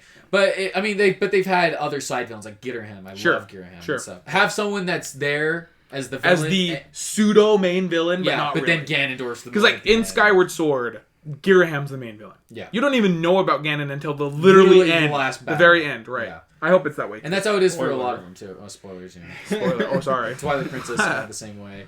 But yeah, I hope it's Ganondorf, and then with it being 2022, I wonder if that means like. Because my prediction is that was originally supposed to come out. By the way, with it being 2022, I expect a full game. Yes, I agree. It will be. Nintendo doesn't mess around with sequels. Yeah. Hopefully, yeah. Their mainline games, Nintendo literally goes all out with their mainline games. Like, they will not make I will say this trailer put to rest a lot of my worries. Yep, which was that I was worried it was going to be just same area, world, just with slight differences. This made me realize, okay, no, it's a new game. New world. And the 2022 release date actually makes me believe that even more. As disappointing as it was, I was really hoping for a surprise fall announcement. But that does make me realize, okay, this is a full-on sequel. They're going hard. I love it, too, because it's very reminiscent of the first one. And the first one was awesome. I'm glad it's not I'm so excited. Crazy well, and that's the thing, is my favorite thing. Literally my favorite thing about Breath of the Wild was exploring and finding new things and walking up and being like, what the frick is this thing? Oh my gosh, a Lionel? What the heck? New items, new enemies. Yeah, new enemies. Even new the worlds, music. We got a taste of the music. Sounds awesome. The different puzzles that you go and find. Even the art style. The art style of Breath of the Wild is so unique. It's very unique from any of their other games. Yeah. It's almost like comic booky. Yeah. I don't know how to describe it. Yeah, it's like that soft kind of animation. Yeah, so that's why with this, I'm just so excited that there is going to actually be a new world. Yeah. Like with the sky stuff. I'm just so excited to fly through the sky and be like, what the heck is this? What's this area? What's this enemy? All new that shrines, stuff. Potentially. Sick, yeah. Because even if the main world, Hyrule, is the same, if similar, it has slight differences, at least I know there's going to be new stuff to explore, which is huge for Breath of the Wild. It's basically a giant expansion. Yeah. Was there any other announcements in this direct that you guys wanted to talk about? I can't think of any specifically. I know the Sakurai Presents, they announced will be in 2 weeks, so there's going to be that to look forward to. Hopefully we'll get another direct. Real fast, last prediction. What do you guys think about this 3D collection thing? Is that going to happen? I mean, I don't know. Because there's a Zelda Direct, it will. I think you're right. I think the Zelda guy said, he's like, I don't know if we're on any new games, but like Hasten said, if there's a Zelda Direct, it's guaranteed. It has. They're not going to do a Zelda Direct and not have it. Yeah. They're not going to be like, so we're going to talk about Breath of the Wild for next year. Well, that's the thing. What I was going to say is if there is a Zelda Direct, are we going to see Breath of the Wild 2 in it? We won't see gameplay for Breath of the Wild 2 until E3 next year. They might play the same trailer they played today, though. They might mention it again and they play the same. That'd be stupid. They do that, though. Nintendo does the shiz like that. I don't know. I don't think they would do that, but I don't think Breath of the Wild 2 would be there because what are they going to show? With it being 2022 now, it'd be like, are we just going to see like another semi-cinematic could be / gameplay trailer? Like, I think the main focus of a Zelda Direct would be the 3D collection, and then it would be like a Zelda 35 or whatever for Nintendo Switch Online. And then maybe like some merchandise, just like with Mario, they'll do like Joy-Cons and a Switch. Who knows? Yeah, I agree. Well, cool. Well, what do you guys think? What was your favorite conference of E3? This is sad, but it officially wraps up our E3 for 2021. I mean, what do you mean, Capcom? Oh yeah, or Bandai Namco. Bandai Namco. I mean, I will say, I think ultimately for me, Xbox One just barely. I just liked their conference better. It was just more hype. This one was still awesome. I loved it. Obviously, they had some of my favorite announcements. Xbox just had so much stuff. I will say, I think Xbox's conference was the best, but Nintendo had the best announcements. Yep. Yeah. But yeah, I mean, it was pretty close. They blew all the other ones out of the water because the other ones weren't even legit. So EA didn't even come. And F PlayStation for not doing anything. I think that's super stupid. We'll get something from them. I think PlayStation legit didn't have anything. So well, yeah, they really don't. If you think about it, all they probably really have is Forbidden West. Well, they guarantee for now, stuff, but it's more of do they want to announce it years in advance? Well, right, and that's what I mean. Like for now, like as far as like in soon. Like it's Forbidden West, because like obviously you have God of War Ragnarok, then we're probably going to see Last of Us. I bet they have something in like August or September. I think the rumor right now is July, and so hopefully we do get. But once again, like you guys were just saying, I honestly don't know what there's. Because think about it, they just released Ratchet and Clank. We already know most about Forbidden West. Mm-hmm. I doubt they're going to announce anything huge. Well, and I don't know if they'd want to show off God of War, considering it's not just delayed now. And I think they'd save that for next year. And I also think next year is when they're going to announce any potential Last of Us spin-off, Uncharted sequel, new IP from Naughty Dog, which I've heard is in development. Yeah, so and freaking a Last of Us remake, which is wonderful. Yay, that's what everyone wants. Yay. Yeah. That was a joke. I love Last of Us, but I don't want to remake it. And I mean, we're not going to see any Spider-Man. Miles Morales just came out. I doubt we're going to see any sort of Spider-Man news until at least next year. Yeah, PlayStation's in that weird place where I don't know. They've already released. They've already blown most of their load. Well, that's the thing is knowing PlayStation. Though I honestly wouldn't be surprised if they announce all this stuff anyway, just to get the goodwill behind them. They love to do that. Just because Microsoft's suddenly killing it. Exactly. They haven't since before Xbox. Well, and the truth is like if you look at Xbox, they've always drip fed. And this was the first time they kind of let some loose. PlayStation's been for the past 5 years. What PlayStation does is they announce this things is the first year they're kind of just like they have the hypest conferences because they're like, hey, check out all this stuff that we got coming out in 3 years. The thing that sucks about doing that though is once those 3 years come, you now have nothing to announce. Well, but they do the thing though where they then show extended gameplay demos like at E3 where it's like, and it works because we're like, oh, Last of Us 2. Oh my gosh. Next year it'll be hype for PlayStation. You better believe they're gonna talk about God of War Ragnarok. It's gonna be the whole thing. I guarantee you they'll announce some sort of Last of Us spin-off. Maybe show this TV show. Maybe Uncharted sequel. Next year will be PlayStation once again, but I don't know. I don't think they have anything. Like you guys were saying, I think for me, so the Nintendo conference I liked the most just because there was announcements in there that I personally cared about a lot. Because even like the Smash character, which I know most people still didn't Smash. It's still Smash. That's still a new character I get to play as, which I'm excited Amiibos about. Amiibo and like Metroid and all Metroid, Breath of the Wild 2. Like Nintendo had my favorite conference. Monkey Ball, and my favorite announcements. I will say if I was ranking in terms of presentation and the best conference, it was Microsoft for sure. I think just because, like you guys are saying, it's such an understated thing. We take it for granted, honestly, but the idea of everything we saw basically coming to Game Pass is so enticing. I think the reason why Nintendo's announcements were better was because we basically knew everything that Xbox was going to have. Yeah. Mm-hmm. There wasn't anything super surprising besides the Sea of Thieves thing. But like Nintendo's, basically their whole conference was like, what the? No way, what the? Exactly. Yeah. Like there wasn't anything we were like, oh yeah, I knew that. Like Nintendo's we didn't know pretty good at holding in secrets. Yeah. I don't know how they do it so well. Because like think about it, what did we know about that they announced? We didn't know about a new Mario Party. Breath of the Wild 2 is the only thing we knew about. Right. We didn't know about Mario Party. We didn't know about Metroid. We didn't know about Smash Character. WarioWare. We didn't know about WarioWare. We didn't know about any of these things that they talked about. Yeah. Yeah, Breath of the Wild 2 is the only thing we knew about. And even then, we didn't know if it was going to be there, though. That was the question, and it was. And it's similar to Microsoft, where it's like the only thing we didn't know if it was going to be there or not was like Starfield.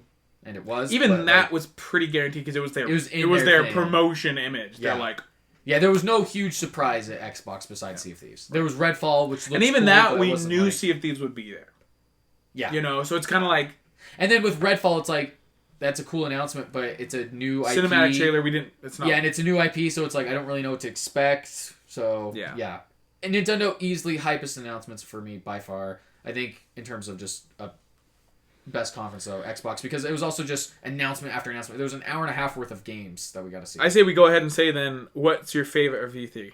What's your favorite thing that... Game of E3. What's your game of E3? Game of E3, that's a good question. I think mine's probably Metroid Dread. I think... Breath of the Wild, I would say if it was this year, but knowing that I have to wait till next year is just kind of sad. Yeah. I think my favorite trailer overall was Breath of the Wild 2, for sure. Yeah. But in terms of my most anticipated game that I know is coming out soon and was just a surprise reveal, or I should say my biggest surprise reveal was Metroid Dread and Jack Sparrow. So you'd say that's your favorite of E3? It's tough. It's toss-up between Metroid Dread and Sea of Thieves, Pirates Caribbean announcement. Because those were both just two huge surprises that I would have never seen coming. But yeah, most anticipated game, Breath of the Wild, for sure. What about you, Hasten? Most anticipated games, Breath of the Wild, but like Connor, I was disappointed. It might be the Guardians game. Yeah. For me. Like, I don't... The thing is, I like Stalker 2. I think that's going to be awesome. The multiplayer for Halo Infinite might be a win. I think that's something I think I'm going to like. Which, did you guys hear, not only is the multiplayer for you to play, but the first part of the campaign is too. The heck? Really? Yeah, without Game Pass. Nuts. Anyway. So... I think I'm gonna go Halo Infinite multiplayer. I just think that hyped me up a lot because I never really the only multiplayer I ever played for Halo 3 and it wasn't even online was on Halo 3. Yeah.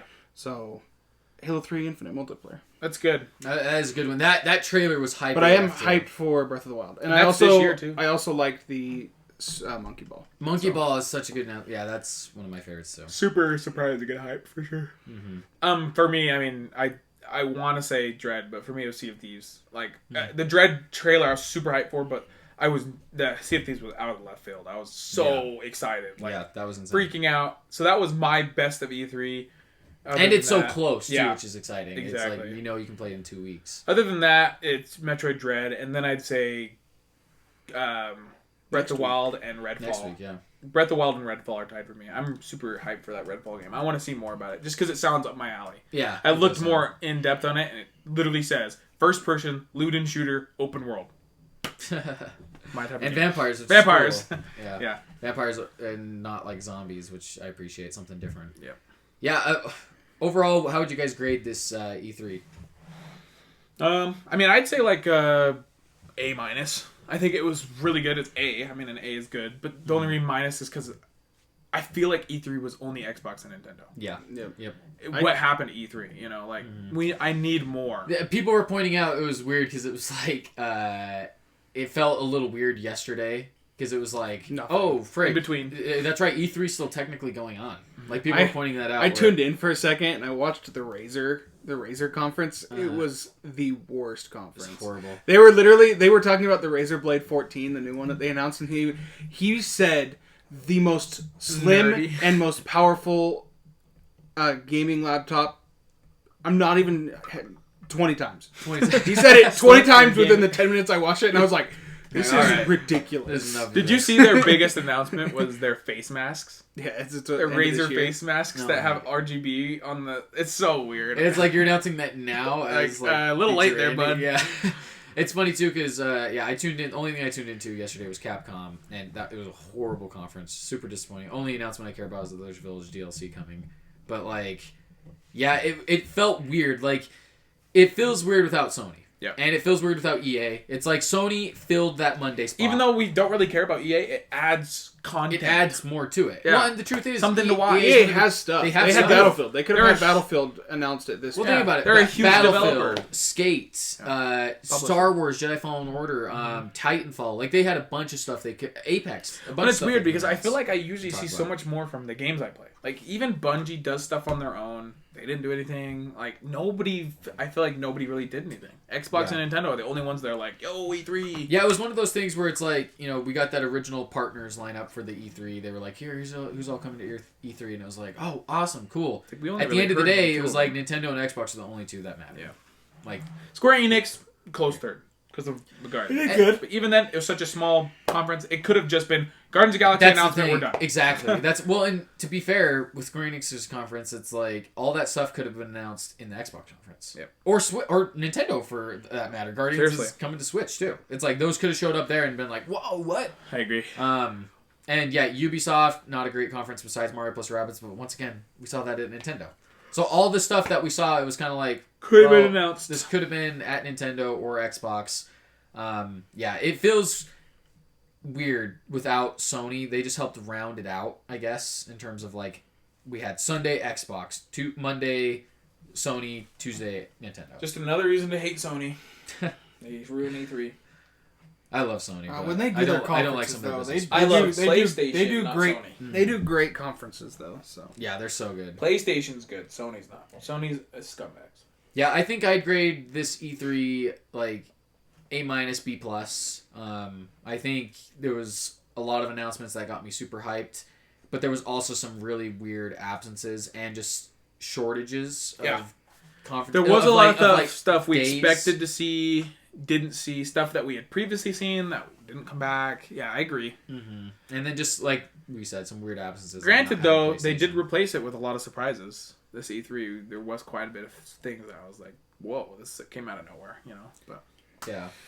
All right, sorry, I gotta go because the Metroid Dread freaking amiibo just went up for pre-order, so I gotta freaking get this thing before it sells out. Sweet. So, any other closing thoughts? Nope. What's our Super Basement Bro game of the show? Just overall. Breath of the Wild. Breath of the Wild, Breath of the Wild 2. All the one we... It gets the official Best of E3. Best of E3 for Super Basement Bros. Congratulations to Nintendo and Breath of the Wild 2. We look forward to playing you next year. Of course it is. Of course it's Breath of the Wild. Of course. Freaking. We said it. If Breath of the Wild is announced, it's going to be the best game of all time, in my opinion. The only thing that could have beat it was Elder Scrolls 6. Yeah. It's literally the only thing that could have been a Not for me, but... Yeah. Idiot. You're stupid. All right, well, we thank you guys for listening, and thank you for tuning into our E3 week and content. We hope you enjoyed these episodes, and let us know what you think. What was your most hyped announcement at E3? What did you think of the presentation overall? And yeah, we'll see you guys next time. Bye.